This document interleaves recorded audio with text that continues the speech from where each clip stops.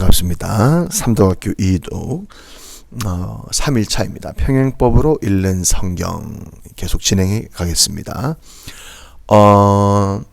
우리가 1일차에는 이제 창세기 1장에서 11장 4대 사건에 대해서 살펴보았죠. 어제는 아브라함과 이삭에 대한 내용을 살펴보았습니다. 이제 이독제에는 이제 말씀드린 대로 진도가 약간은 주제별로 4대 사건, 아브라함, 이삭, 야곱, 요셉 이런 식으로 좀 묶으려고 노력을 하겠습니다. 아브라함, 이삭, 야곱, 요셉 중에 가장 이제 많이 등장한 인물이 야곱이죠. 이삭은 굉장히 짧아요. 이삭은 굉장히 믿음이 좋고 거의 완벽한 인물인데 양이 짧습니다. 할 말이 별로 없다라는 거죠. 야곱은 그렇게 꾀가 많고 속이기도 잘 속이는 사람인데 그러니까 할 말이 많은 것입니다. 자, 오늘도 한번 저와 함께 평행법을 찾아가 보도록 해보겠습니다. 오늘은 창세기 25장에서 31장 야곱의 전반부 인생을 한번 살펴보도록 하겠습니다. 그러니까 야곱의 어린 시절부터 시작해서 라반, 외삼촌 라반의 집에 도망가서 일하고 결혼하고 아이 낳는 것까지 보고요. 내일은 이제 야곱의 후반부인 이제 외삼촌 집에서 나와서 독립하는 그 과정들을 살펴보도록 하겠습니다. 자, 이렇게 시작돼요. 야곱의 어린 시절을 이제 다루고 있는데 장자의 명분이 평행으로 반복되고 있습니다. 이 정도면 굉장히 뚜렷한 그 평행법이라고 볼 수 있죠. 장자의 명분, 야곱의 그 기질상 애착이 심하죠. 움켜쥐다라는 뜻이잖아요. 이름이. 우리가 좀 이걸 이제 성경에서 볼 때에 뭐 단순히 형의 것을 뺏었다 이런 개념도 있지만 장자의 명분을 이제 뺏은 거예요. 장자의 명분은 단순히 형의 것을 탐내는 정도가 아니라 하나님이 주신 하나님의 복을 사모하는 것입니다. 우리가 뭐 시각에 따라서 이제 야곱이 좋은 사람이 될 수도 있고 안 좋은 사람이 될 수도 있는데 성경의 입장에서 볼 때는 야곱은 굉장히 하나님의 은혜를, 영적인 것을, 하나님의 복을 사모하는 사람이에요. 열정적인 사람입니다. 그런데 반면에 에서의 그 반응을 보세요. 장자의 명분이 뭐가 유익해? 그리고 장자의 명분을 가볍게 여겼다. 장자의 명분을 팔았다. 이렇게 에서의 장자의 명분과 이제 연관해서 에서의 행동을 조금 더 조명하고 있습니다. 여러분, 우리가 이렇게 구약의 평행법이나 이제 강조되는 이런 주제들을 잘 인지를 해야 되는 이유가 있는데요. 보십시오. 히브리서 12장 6절에 보면 음행하는 자와 혹 한 그릇 음식을 위하여 장자의 명분을 판 에서와 같이, 히브리서에서는 에서가 장자의 명분을 가볍게 여겼다, 망령된 자다라는 것을 강조하고 있는 것입니다. 이렇게 구약의 중요한 개념들은 신약에서 다시 인용하는 케이스가 많기 때문에 우리가 좀 주의해야 돼요. 그래서 여러분 뭐 하겠나 어렵다 이런 생각을 할 수 있지만 그렇지 않습니다. 이번 이독제에서는 성경이 창세기부터 계시록까지 평행법으로 이루어져 있구나. 하나님이 이 이스라엘 유대인들 히브리인들의 손을 빌려서 성경을 쓰실 때에는 그들의 전인격을 사용하시기 때문에 어떤 문체나 문학적 특징이 히브리적인 것이 많습니다. 그런 것을 우리가 받아들이는 것이고 그들의 그 특성을 통해서 성경을 기록하고 있고 또 그들의 특성 중에 하나가 평행법이고 반복이기 때문에 우리가 이것이 중요하다고 생각하고 살았지만 실제로 정직하게 보면 이것이 더 중요하다는 거죠. 그래서 우리가 좀 전에 읽었던 부분에서는 장자의 명분을 가볍게 여긴 에서의 행동에 초점을 맞출 수 있는 것이죠. 자, 그 다음에 보십시오.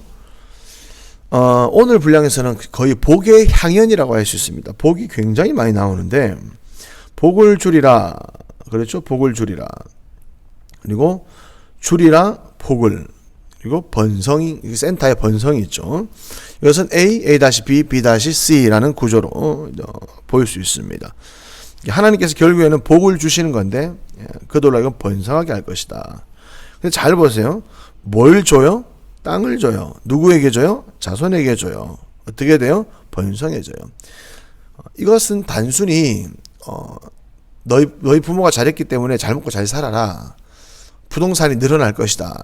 지평수가 늘어날 것이다 라는 개념이 아니라 하나님이 아담에게서부터 말씀하신 그 문화명령, 하나님의 나라, 땅, 백성, 주권, 이 하나님의 나라가 너를 통하여 확장될 것이다 라는 것을 말하는 것입니다. 그 복의 개념이고요. 이렇게 우리가 평행법을 이제 지금 3일밖에 안 됐기 때문에 눈에 들어오죠. 똑같은 말을 하고 계셔요. 하나님께서 아담에게, 노아에게, 아브라함에게, 이삭에게 똑같은 말을 해요. 복을 줄 것이다. 번성하게 될 것이다. 복을 줄 것이다. 번성하게 될 것이다. 땅을 줄 것이다. 번성하게 될 것이다.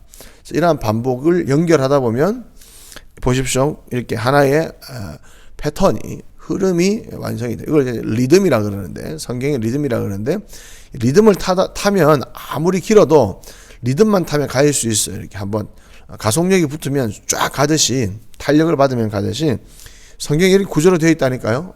성경이 그렇게 많은 내용을 다루지 않습니다. 몇 가지 내용, 주요한 내용이 꼬리에 꼬리를 물고 이렇게 흘러가는 거예요. 이것을 반복의 연결성이라고 할 수 있습니다. 여기서도 마찬가지죠. 26장 이제 22절에서 44절도 마찬가지입니다. 번성이 뭐냐? 이 땅을 주는 것이고, 번성이 뭐냐?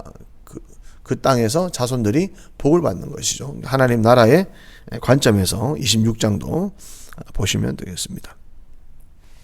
27장은 우리가 살펴봤던 그물평행법인데요. 한 장에서 같은 단어가 10번 이상 반복되는 것입니다. 그럼 여러분이 과연 27장에는 뭐가 걸려 있냐라고 보시고, 그 다음에 이제 그물에 걸린 또 한 주요한 주제가 있죠. 봅시다. 27장은 축복이라는 말, 복이라는 말이 10번 이상이 등장을 하게 됩니다. 그러면 뭔 복이냐, 그게. 그 복의, 축복의 지뢰밭에 이제 왔는데 그 복이 뭐냐? 그 복은 장자의 복이다. 장자의 명분이다. 그럼 보십시오. 우리가 25장과 연결해서 보면, 눈먼 이제 눈이 멀고 나이가 든 이삭이, 뭘 축복하냐? 장자에게 축복하는 거예요. 에서가 뭔가를 잘했든 못했든 간에 장자이기 때문에 받는 그런 복이 있는 것입니다. 그러나 그것을 야곱에게 빼앗긴 것이고 본인이 그 복을 발로 차버린 것이죠. 여러분, 장자를 신약으로 오면 이제 교회로 이렇게 해석을 해놓은 게 있습니다. 장자들의 모임 아닙니까? 우리가 교회인데요. 우리가 세상에 대해서 장자가 되고 세상을 축복하고 세상에 대해 제사장 나라가 되어야 되는데, 하나님이 우리가 하나님 백성이기 때문에 주시는 복들이 있는데 그걸 우리가 발로 차버릴 때가 있어요. 에서처럼 하나님의 복을 우습게 여기고 가볍게 여기고 교회를 가볍게 여기고 교회를 우습게 여기면서 교회를 통하여 주시는 복을 발로 차버릴 때가 있는데, 여러분 성경을 읽으면서 깨달을 수 있기를 바라요. 그래서 당연히 받아 누려야 될 복을 빼앗기지 말고 그 복을 누릴 수 있기를 축복합니다. 28장에도 하나님이 복을 주셔서 생육하고 번성하게 하셨고, 복을 주셔서 땅을 주셨어요. 복이 뭐예요? 생육하고 번성하고. 복이 뭐예요? 땅을 얻는 것이다 라고 복의 개념을 설명을 하고 있습니다. 28장에서 또 계속 반복되는 내용이 무엇인지 한번 찾아보시기를 바랍니다. 29장을 보세요. 뭐가 반복되죠? 우리가 잘 아는 7년 사건, 7년, 또 양떼를 6년. 그러니까 야곱은 20년 동안 라반에게 속았습니다. 야곱은 형 에서를 2번 속였나요? 팥죽을 한번 속이고, 또 이제 그 몸에 털을 붙여서 이렇게 에서 행세를 함으로 장자의 복을 받았죠. 2번 속이는데, 야곱은 20년 동안 외삼촌에게 10번 이상을 속게 되는 것입니다. 뭐 그러한 이제 분위기 속에서 7년을 섬긴다. 라헬을 위하여 7년을 섬기고 레아를 위하여 7년을 섬긴다. 이걸 이제 한마디로 말하면 결혼을 위해서 14년을 보낸 것이죠. 7년. 여러분 이게 왜 중요하냐? 여러분이 아마 기억을 하실 겁니다. 야곱이 에서를 속이고 에서가 야곱을 죽일 수도 있겠다 해서 이제 그 리브가가 생각한 것이 있죠. 지금 야곱이 에서를 속인 것을 알면 에서가 야곱을 죽이겠다 싶어서 자기의 고향으로 돌려보내죠. 그러면서 야곱에게 말한 것이 있습니다.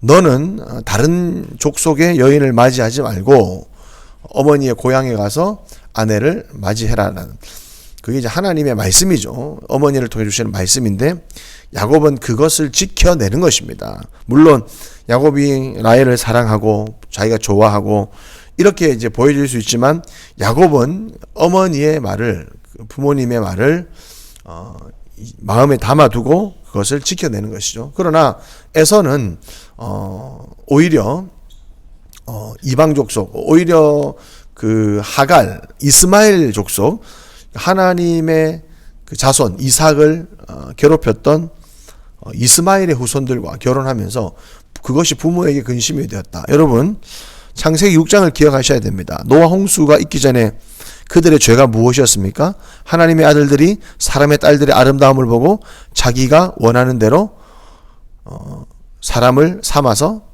결혼했다라는 거죠. 결혼이라는 그 당시의 결혼이라는 이것은 단순한 오늘날 같은 결혼 정도가 아니라 신앙을 판가름할 수 있는 기준이 될 만한 것이었기 때문에 야곱이 7년 속았음에도 또 7년 이렇게 그 어머니의 말씀대로 또 하나님의 뜻대로 그렇게 결혼을 한다라는 것은 일종의 믿음이라고 보일 수 있습니다. 그렇기 때문에 7년을 이렇게 봉사를 하게 되는 것입니다. 그런 맥락으로 보시면 되고요. 30장에도 보십시오. 복, 번성, 복 이렇게 그 약속하신 대로, 이삭에게 약속하신 대로 야곱이 외삼촌 집으로 도망갈 때 베델에서 돌단을 쌓고 기도할 때 하나님 말씀하셨던 것처럼 복과 번성을 약속대로 받아 누리고 있는 것입니다. 이제 깨닫게 됐죠. 외삼촌이 이제 야곱에게 속았다라고 이제 깨달았죠. 안색을 봤다. 너와 함께 있으리라. 라반의 안색이 엉망진창이죠. 이제 야곱을 마치 에서와 같이 이제 자기를 속인 야곱을 죽이고 싶었겠죠. 그러니까 안색이 장난이 아닌 거예요. 그런데 하나님은 야곱과 함께 하신다. 안색 임마누엘, 안색 임마누엘. 우리가 살면서 어떤 위협을 받을 때도 있고 어려운 상황을 빠질 때도 있지만 그것은 또 그때 우리 하나님 함께 하신다라는 것을 이 성경을 통해서 알 수 있는 것입니다. 그래서 야곱이 야반도주를 하죠. 그리고 라반이 잡으러 갑니다. 그때 이게 어떻게 보십시오. 그 라반에게는 야곱을 죽일 수 있는 힘과 권력이 있었습니다. 그런데 하나님이 나타나서 야곱을 건들지 말라. 선악간에 말하지 말라. 그리고 외삼촌을 책망하셨다. 그러니까 이 31장에서 하나님이 에서에게 나타나서 야곱을 건들지 말라고 역사하셨다. 이것이 3번이나 반복이 되고 있죠. 뭘 말하고 있습니까? 바로 이 앞장에서 살펴본 하나님이 야곱과 함께 하신다는 증거를 정확하게 보여주는 것이죠. 여러분, 때로는 우리가 알게 모르게 하나님이 늘 함께 하시죠. 우리가 어떻게 할 수 없는 문제들이 있습니다. 그러나 하나님께서는 우리가 알든 모르든 간에 우리와 함께 하심으로 그런 위험을 막아주시고 우리를 그런 환난에서 건져주는 분이심을 알게 되는 것입니다. 그래서 여기 보시면 제가 설명을 좀 했는데요. 하나님이 함께 하시는 증거, 인간의 실수와 하나님의 수습으로 진행되는 구원 역사. 즉 야곱 개인의 인생이 아닙니다. 벌써 12아들이 나왔지 않습니까? 12지파의 조상이 되는 거예요. 지금 하나님의 구원 역사 안에 들어가 있는 이스라엘 민족의 태동이 있기 때문에 하나님은 지금 야곱을 보호해야 되는 것이고 그 안에서도 유다를 보호를 하셔야 하는 것입니다. 자, 여기까지 오늘 보시면 되겠습니다. 어떻습니까, 여러분? 행법이 눈에 들어오지 않습니까? 자, 차근차근 그대로 읽어가시고 좀 빠른 속도로 읽어가시면서 제가 오늘 포인트를 잡아드린 것을 색연필로 이렇게 체크를 하시고 계시록까지 체크를 하셔야 합니다.